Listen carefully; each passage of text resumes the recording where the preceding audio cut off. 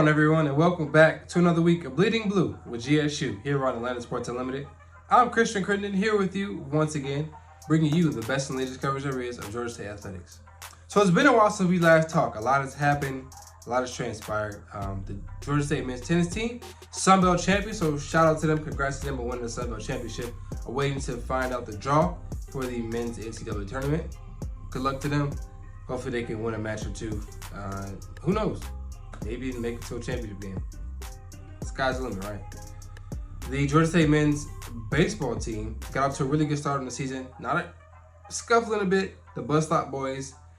They lost 2 straight series, one to Southern and then one to Louisiana. They blew a couple of games against Southern, not good. Never want to lose to your rivals. They lost to Georgia as well in that stretch. So, Coach Strumdahl, manager Brad Strumdahl, has a really good team on his hands, and he's done a really good job. This is a bit of a slide. I won't be too concerned about it right now. I think they'll pick it back up. But probably the most shocking news that's happened since we last talked is that Georgia State now has a new basketball coach again. All right, more on that in a second. But first, be sure to subscribe. You're going to watch this video on YouTube, Atlanta Sports Unlimited. You see all of the great content there. Pretty much anything about Atlanta, anything about the city of Atlanta you want, we have it. Braves, Hawks, Falcons, United, we have it. So subscribe so you can see it. And follow us on social media as well, Facebook and Twitter, so you can see all of our great content when it comes out. You don't want to miss. And if you like daily fantasy sports, well, I have the app for you. It's called Prize Picks. That's right. Prize Picks is the best daily fantasy sports app out there. Here's how it works. You pick between 2 and 5 players. So let's say Hawks season over now, unfortunately. So let's say Warriors. All right. So let's say you want to pick Steph Curry, Jordan Poole, and Klay Thompson. Let's say their over-unders are set at 15 each. So you take the over-under of their fantasy score, you hit it, boom, you win. Who doesn't like winning? I do. You should too. Here's how it works. You got to drop an entry, any amount. But here's a hint. Here's something special for you. Just for you. If you make an entry over $20, Prize Picks will match that. Up to $100, 100%. All you got to do is use code ASU. That's right. ASU. Prize Pick will match your first entry over $20, up to $100, 100%. Who doesn't want that? Who wouldn't take that deal? So go ahead. So what are you waiting on? Download Prize Picks today and get started.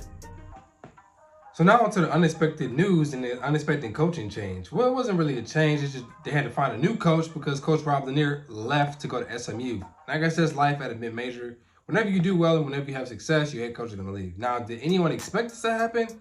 No. It did kind of come out of the blue. And even some SMU people were surprised that he's the guy that decided to go with. But he got Georgia State the Sun Belt championship and took him to the NCAA tournament and had him in a fight with a Gonzaga team that was the #1 overall seed for about 30 minutes. So shout out to Coach Lanier and everything he did at Georgia State. And best of luck to him going forward at SMU. But they left Georgia State looking for a new head coach.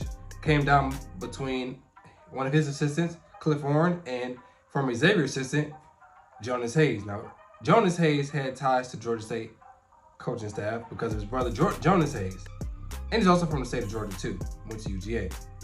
So, he's familiar with the state, obviously. He recruits the state all the time. So, it was kind of a natural fit to bring him back home to the city of Atlanta. Now, there was some noise out there when Georgia's opening came up that he may get that position, but he didn't get it. They got with Mike White from Florida. Was left him for Georgia State. So good for Georgia State that Georgia passed on him and left him for the Panthers. He's going to open up the convention center.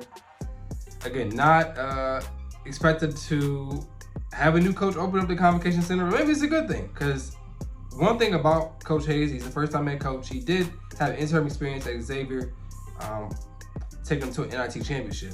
So he does have maybe a little short of experience as a head coach. But one thing about him that won't change from an assistant to a head coach is that he's an elite recruiter. I mean, elite recruiter. He's gotten some really good guys throughout his career. He's wasted no time coming into Georgia State and offering some elite talent. He's at all the AAU circuits on the weekends. He's offering guys left and right. So maybe a new era of Georgia State basketball that we're gonna see.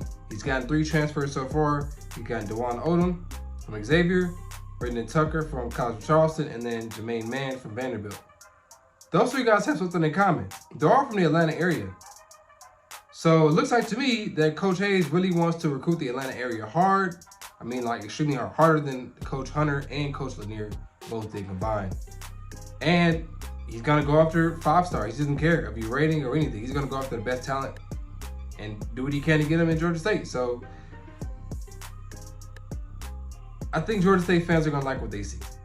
Like I mentioned a minute ago, he's a first-time head coach. So there are gonna be some bumps in the road. He's gonna learn to manage the entire team now, but it looks like he's the guy who can do it. Now here's the good and the bad. The good I just mentioned, he's gonna have some talented guys in here. The bad, which can be a good, is that if he does well, he won't be here long.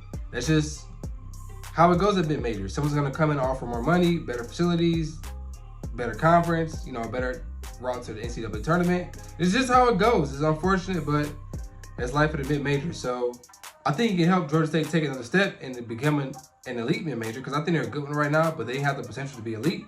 And he brings in this talent, is really going to take off and go to the next level. But just don't know how long to be here. And also, the other side of the bad is that wouldn't have been a first-time head coach. It could go left. Let's hope not, but it could go left. And then you're in a worse spot than you were before. Because you're in a good spot now, but you don't want to go back and go lower. See Georgia Southern, who was in a good spot, they lost their coach, and then haven't been the same since. So you don't want that to happen if you're Georgia State. Now, I don't know how long Coach Hayes is going to be at Georgia State. I really don't. But one thing I can tell you is that he's going to have this team, this program, with as much talent as it's ever had before. So the team with Ryan Harrow and R.J. Hunter, even teams after that with DeMarcus Simons, Devin Mitchell, Malik Benlevy, he's going to have those teams, his teams, at the level of those teams and not higher. I can guarantee you that.